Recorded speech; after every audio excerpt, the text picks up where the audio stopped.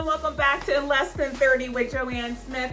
I am your host, JoAnn Smith, and it's my birthday. I'm so excited to have everyone back here and celebrate my birthday with me. I am 45 years old today, but we'll talk about that in just a moment.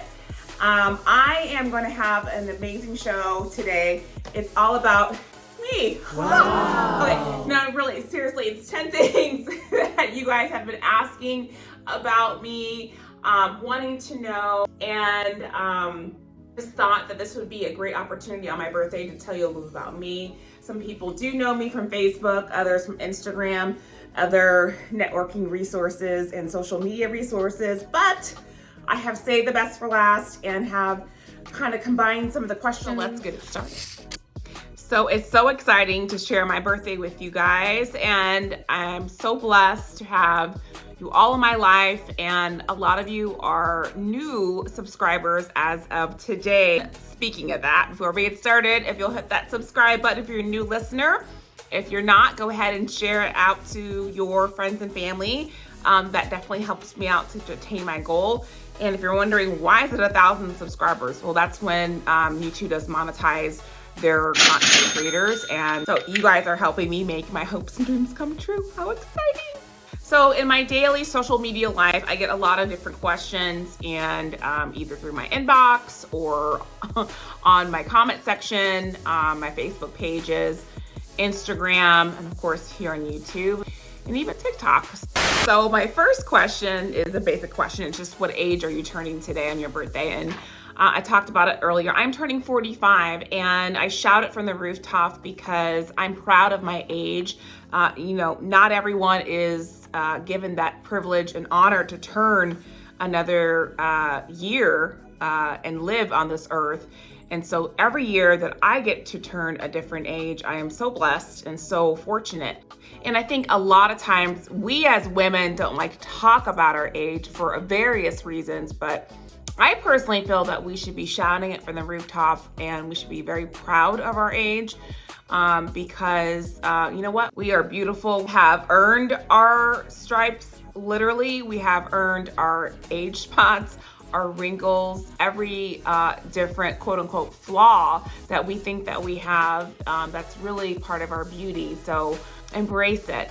And I want to say also for men, I think that men also sometimes have a hard time turning older as well. And I had a Facebook friend say the other day, who's a male, comment about the fact that, women, we love our salt and pepper in our men, whether it's their beards or in their hair on their head, but also that men like our grays too. So I know it's fashionable for younger women to dye their hair gray, but that's all good. It was a fashion, but for us older women that are actually graying, we necessarily did not want to embrace that. And and everyone has their thing about gray hair. So I'm not debating gray hair right now. What I am saying is to definitely embrace your age. Next question is, where are you from? So I am from a small town called Belleville, Illinois. It's just 30 minutes, 30 miles-ish outside of St. Louis, Missouri. So you just cross over a bridge and you are in St. Louis, Missouri. So the thing about being where I'm from is I don't say Illinois because people automatically, especially out where I live now in California. Yeah, so that's where I'm from, but I currently live in Southern California. Okay. Oh, this one's a little saucy. Someone wrote, well, you seem to talk a lot about fashion and kind of put folks down. Ooh, that kind of hurt. What is your fashion expertise? So thank you for that question. I wouldn't say it's putting people down. For me, well, first and foremost, I went to school for fashion. So I have 2 degrees in fashion. I have an Associate's of Arts in Fashion Merchandising, and I have a Bachelor of Fine Arts in Fashion Marketing. So I am a degreed fashion woman, you know, my opinion, and I never seek to hurt anyone's feelings. I'm just always honest. And one thing about me is that if you are my friend and we go out and we, you know, hang out, you will always look good because I will always tell you. But I never need to because all my friends are fashionable, darling. So there's that. So the fourth question I got was basically asking me about what other expertise that I have with all the different topics that I talk about. So as you may know, is that I talk about breaking news, I talk about news of the day, I talk about politics, fashion, entertainment, on hot topics. So really, I have three main careers I've had throughout my life. One is in retail management. I have over 20 years of experience in retail, including 15 years of retail actual management in stores. And then I worked in finance as a financial advisor for 8 years with a major company. And I have also Series 7's license and insurance license previously from that. And then lastly, working in politics. Now, politics has always been a part of who I am, but in recent years, I actually had a paid job, not a volunteer. So let's talk about politics, because that's probably the most intense one.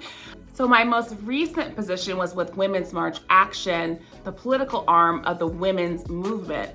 And I served as a programming director. So in my position, I was there for just under 2 years. And I learned a lot about politics.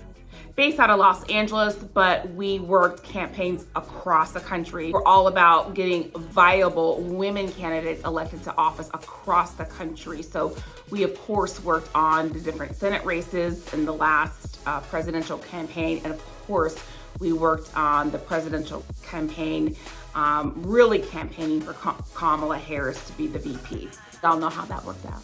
But really, my entire adult life, I have really just been so enamored with politics, and I love politics. I love the right to vote. I love having that right to vote. I love talking about voting rights. I love registering people to vote. And I love campaign season. I love debates. I almost never miss a debate, especially when it comes to presidential debates. And I just think, what do we got next? Oh, best advice you ever been given. So I'll say this is a two-part kind of answer that I'll give. And I'll talk to you about my kind of personal advice, and I'll give you a professional advice. So personally, it's from my dad when he told me to call on God when I'm in trouble. And I have to say, God has never let me down. So I think that's pretty damn good advice. Career-wise, I would say the best advice I've been given is to not burn any bridges. I try not to do that. I know that sometimes if you leave a job or a job leaves you, that it's not always the likelihood of that happening.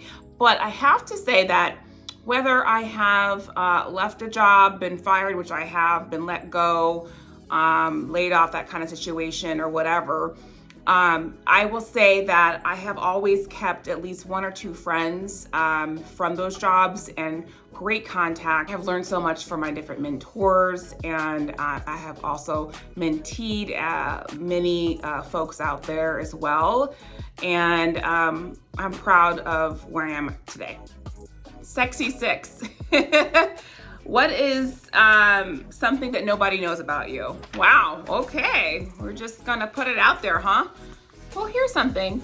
You know, growing up in Belleville, Illinois at that particular time, there wasn't a lot of folks at my particular school that looked like me. In fact, my kindergarten class, I was the only Black person, no boy, no girl, period.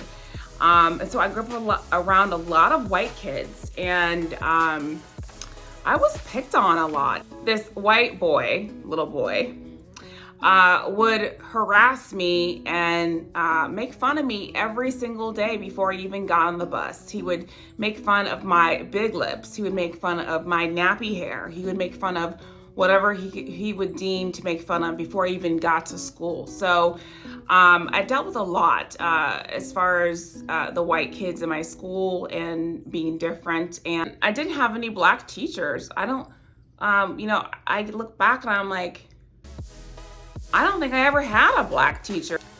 The only black teacher I knew was my mom. My mom was a black art teacher all of her life. So, but she was in a school district in East St. Louis, which is a black community. So, for me, I didn't see all of that. And then I would go home, and in our community, there were black kids in the community that were in the apartments, and we were in the homes.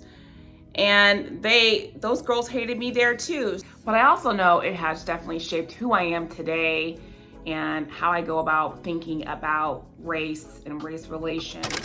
Oh, I like this one. Okay, so this is a fashion question. So what is a piece of clothing that you cannot live without? And I'm going to answer two parts again. So piece of clothing that I always have to have in my closet is something sequins. Can you tell? I love sequins. I think it's festive and sparkly. I love anything sparkly, sequiny, whatever. I have tons of sequin tops, jackets, dresses, pants. Oh my gosh. Do I have any sequin shoes? Yes, I do. I have sequin gold shoes. So I love sequins, whatever you can call it, accessories. And speaking of accessories, the other thing I can't live without lately is headbands. I'm obsessed with headbands, even more so than my wigs, which is, this is a wig.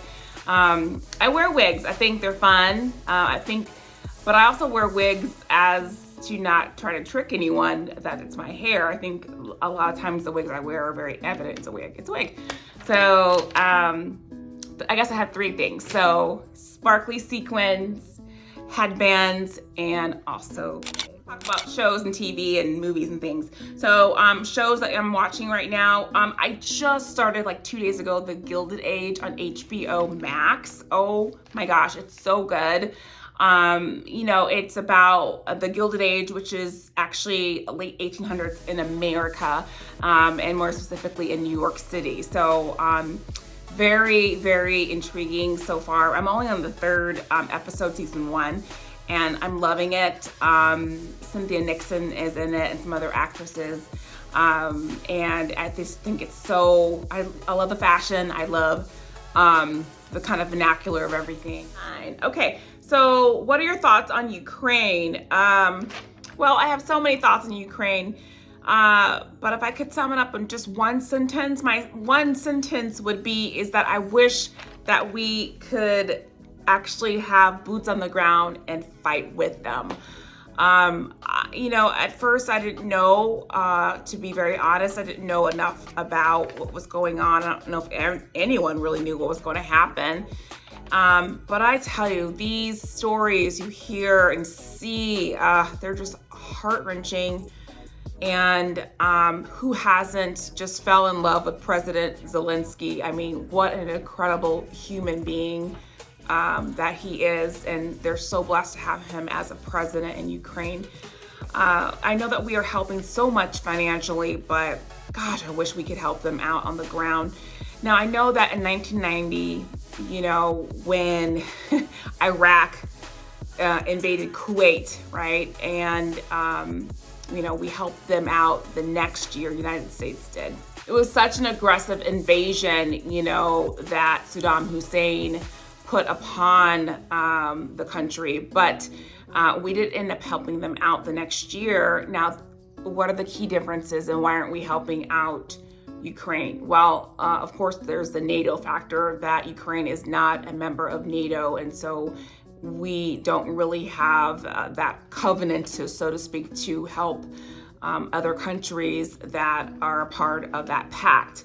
But I think the most significant reason why we are not going to help is because the difference between the two is that when Iraq invaded Kuwait, Saddam Hussein famously did not have any nuclear weapons. Unfortunately, Putin has upwards of 6,000 nuclear weapons. So there's a huge factor there to the weight. Okay, we've come to the last question, but before I read this amazing last question, I just want to thank you guys for watching.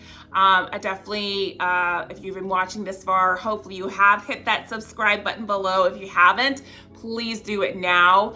Also sharing out my page and asking your friends and family and groups to join and subscribe this community of news and breaking news, hot topics, and entertainment. I feel like there's something here for everybody. I like to keep things very factual, and I do have opinions. I am open to other people's opinions.